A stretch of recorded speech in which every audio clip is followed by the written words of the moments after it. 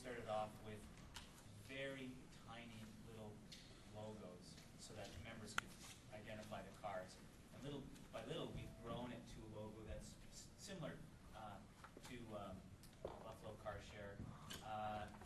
And you know, every time we changed it, you know, there was a few little grumblings, but there's also, I think, something now, because the world has changed in 12 years in terms of people being environmental and that sort of stuff. And so probably more people like the idea that they're part of this today than grumble about how big the logos are. But absolutely, you know, some big percentage, 50% of people say they heard about us through a friend. You know, one of the next biggest things is that they saw a car. And so even if a few people grumble, in terms of trying to grow your business, it's absolutely, you know, important to, and it, once you start, it's harder to change. So set the tone early, and people will get used to it. And you know, I think that is certainly, I wouldn't go any smaller than what you saw there. I don't think Vita made this point, but this is really the first time that we've all got together. And this was Joe's and Vita's idea. And so you're all kind of witnessing us talking about our business models and potential synergies. And so, you know, we've spent some time with Jennifer just getting off the ground, but you know, this is, you all should feel that you can chime in at any point, because we're all kind of looking at how we all struggle through very similar things.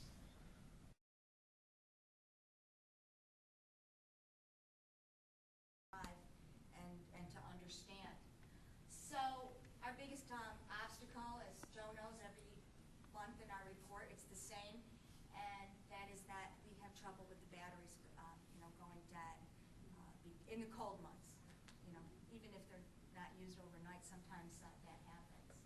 We just, just literally, I just got an email saying that the orders come in or something like that. The fleet department did an experiment and is now installing LED lights on the interior lights of all our vehicles, because what happens in the winter especially is that people arrive back, we still have people filling in trip logs and things, so they turn on the light to do it and close the door, and they leave the light on, and the light, you know, if a car doesn't get driven for a day and a half or something, and the Priuses do have pretty small.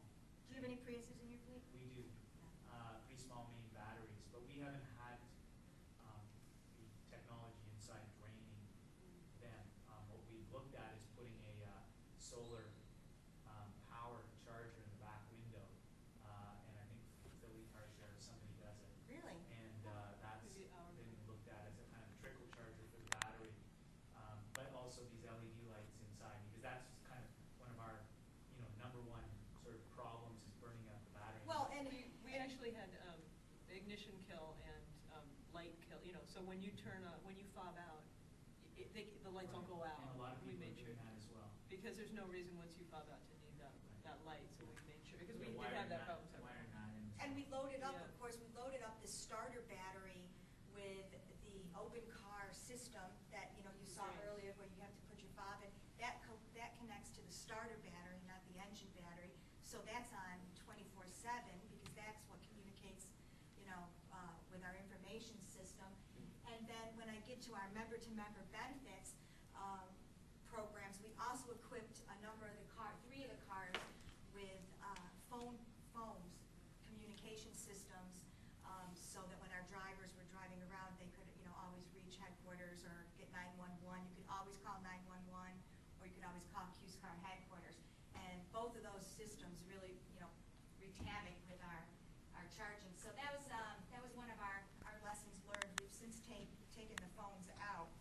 It was kind of like a brain drain situation, you know, with that. And then we got to our concept of destination locations, and I just want to say, Joe Tario said to us today at lunch, I finally understand what you meant by the origination, destination, locations. And our concept was, you know, the origination location is where the car lives. If it leaves there, it comes home there. Back and forth. You always know that that's where you pick it up when you want to rent that car or borrow that car, because we don't like to use rent. But the destination locations was another one of our marketing campaigns, and that was to go to places that with sponsored locations, shopping malls, the large grocery store locations, train stations, airports, what else would there be? So we were looking at destination locations, and I put this quote up here because I like this slide. We were also looking at incorporating them into the smart grid, and then ultimately incorporating them where we would have charging stations. Because, you know, we are never satisfied with doing what we're doing today. We always have to think about what we're doing in the future and what the future markets are. And then that puts a strain sometimes on the actual goal of car sharing. And that's what we've done. You know, that is our model. And so we have the quote from the Vice President of National Grid. National Grid has been extremely supportive. Although they're currently not implementing their smart grid, they eventually will. And you know, we hope to be incorporated in that with our charging stations. No, just a side point here. Baden Motors is going to be coming to Syracuse, and it's an all-battery car. Yeah. And so you know, as you're doing these things, you never know what's going to walk in your door. So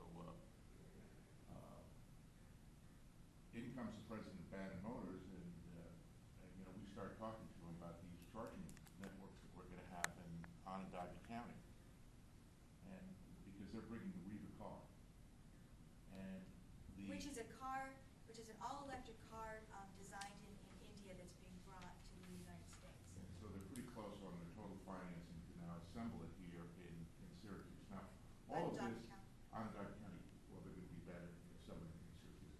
But all of this basically started with an idea about origination stations, destination stations, trying to push towards alternative technology that's coming forward. And so as you're doing this, all of a sudden things begin to appear in front of your eyes. And what you begin to say is that, look, I'm all about car sharing, and this is wonderful, and we're all about alternative technology, but what is it now that we can be doing that will actually take the car sharing programs and differentiate them very much? Okay, because then you're creating barriers of entry. You're beginning to think about the emerging technologies that you were making mention of. Because right now, everybody's talking about electric vehicles, but there's nobody out there to manage what's called area-wide networks, which are networks that actually can manage the deployment, really, of charging stations efficiently within communities. And we got a lot on that at the end, so I want you to speak on that. So, because our model was, we had a large financial investment in these alternative fuel vehicles, when we did the financial modeling, we knew that even with maximum potential utilization and with our car sharing, that we really wouldn't get the money back. We really wouldn't be a good financial model. So we boosted it up with what we called member-to-member services, and you can see some of them, you know, here and there. And that did come out of reflecting on meetings that we had with our steering committee and with the community. What would they like to see? So the first one that we thought about was, how can we get utilization, extra utilization of our vehicles? And in Syracuse, there was a unique program called I'm Smart. It was there for about 12 years or so, and it provided rides home to people who had become impaired, generally from alcohol, and needed a ride home, but they also drove the other person's car home. So two people would come up in a car, one would drive that person in their car home, the follow vehicle would come, and then they would, you know, would leave from there. So we contacted the president of I'm Smart. He contacted us. And said, you know, how would you like to use our car sharing program to be your follow vehicles, you know, at night for a reduced rate, you know, for our rates. And he thought that would be perfect because his fleet vehicles were getting old and people, you know, he showed up and they didn't look nice. So we spent a good deal of time working with the I'm Smart program, only to find out that, you know, they were actually on the verge of bankruptcy, and